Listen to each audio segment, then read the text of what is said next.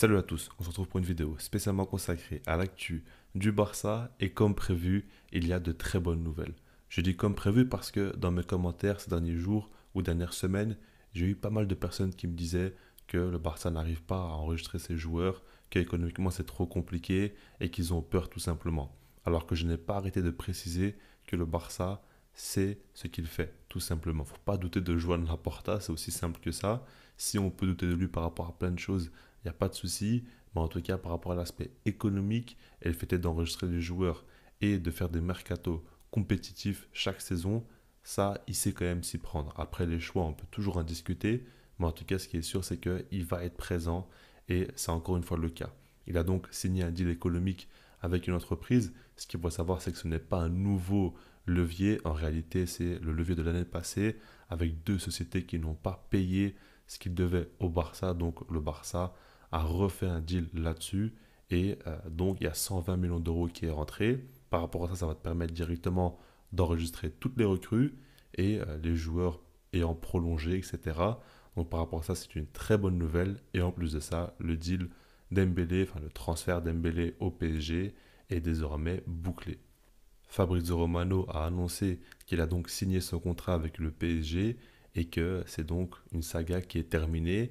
Et peut-être qu'au moment où vous regardez la vidéo, c'est déjà officiel, je ne sais pas, mais en tout cas, l'argent du transfert de Dembélé va rentrer. Et pour ceux qui se demandaient pourquoi le Barça a fait autant durer le transfert de Dembélé au PSG, c'est tout simplement pour, dans un premier temps, valider le deal économique qui va faire que tu n'es plus soumis au fair play financier et pour permettre au Barça de faire une bonne plus-value avec la vente de Dembélé, surtout pour générer un maximum de fair play financier une fois le deal acté. Ça, il faut le comprendre. Beaucoup de gens n'arrivaient pas trop à l'entendre. Ce qu'a fait le Barça, c'est totalement autorisé dans les règles du contrat de Dembélé. Donc par rapport à ça, ben, c'est vrai que c'est pas forcément très sympathique. Maintenant, la relation entre le Barça et le PSG ne l'a jamais vraiment été. Mais bref, par rapport aux recrues, déjà par rapport au cas de Neymar, j'en ai déjà parlé par rapport à mon avis, mais là, il y a des informations qui sont tombées, comme quoi c'est de plus en plus concret. Et ce qui me fait croire que vraiment ça peut se faire, c'est le fait est que le PSG veut tout faire pour se débarrasser de Neymar, et ils sont même prêts à tout simplement le libérer de son contrat. Et évidemment que s'il n'est plus sous contrat avec le PSG, à une arrivée libre au Barça, ça sera beaucoup plus simple à faire. On parle d'un salaire de 12 millions d'euros net, donc 24 millions bruts.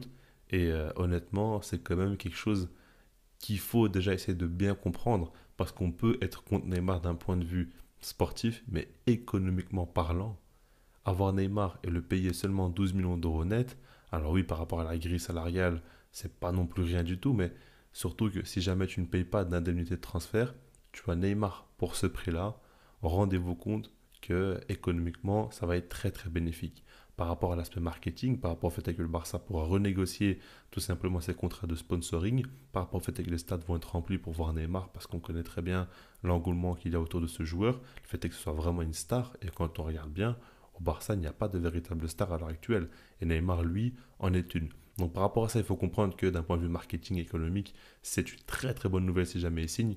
Maintenant, d'un point de vue sportif, bah, je ne change pas d'avis, hein. Je suis totalement contre. Je pense que c'est un joueur qui ne va pas aider le projet du Barça, qui avance plutôt bien, doucement mais sûrement. Mais Xavi, je trouve, qui met de bonnes bases. Alors peut-être que ça ne va pas être l'entraîneur qui va rester pendant une décennie ou quoi, je ne sais pas. Mais en tout cas, ce qui est sûr, c'est qu'il installe de bonnes choses déjà pour le futur du Barça. Et si jamais Neymar revient, bah, ça va freiner un peu ça. C'est pas pour rien aussi que Xavi est contre l'arrivée de Neymar. Il parle notamment du fait que son poids dans le vestiaire pourrait déséquilibrer un peu l'équipe. Et puis par rapport à ce qu'il demande en termes de profil, ça ne correspond pas. C'est pas ce qu'il souhaite.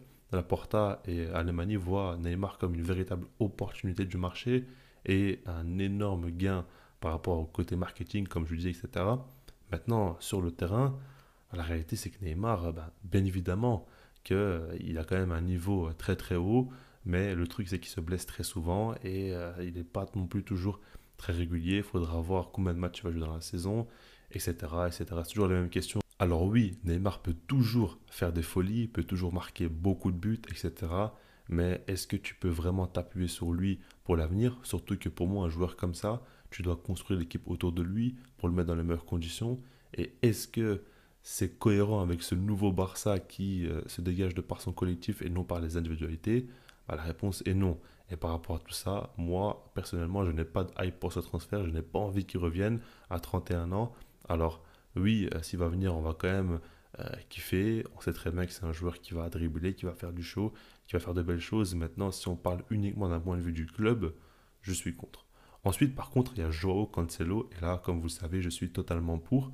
Le truc, c'est que Fabrizio Romano a encore une fois lâché de bonnes informations, comme quoi le Barça négocie actuellement avec City et il répète constamment que Xavi veut à tout prix Cancelo et qu'après le départ de Dembélé, c'est le joueur qui veut en priorité. Ça, c'est quand même une très bonne nouvelle pour moi et c'est très très satisfaisant que Xavi cible véritablement un joueur dont le Barça en a besoin et un profil vraiment intéressant et non un nom.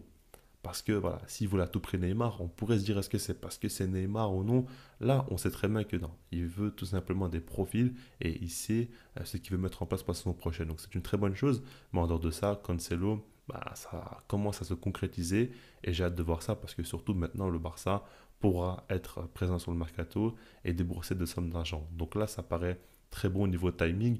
On va voir comment ça se passer. Mais en tout cas, Cancelo, c'est validé à 1000% et j'ai hâte que ça se fasse. Comme ça, le Barça pourra diversifier un petit peu ses systèmes et on pourra avoir un petit peu de la nouveauté, ce qui ferait énormément de bien à cette équipe. Surtout que, comme vous le savez, le poste de latéral droit, ça fait un long moment qu'on n'a plus vu de joueurs vraiment performants à ce poste.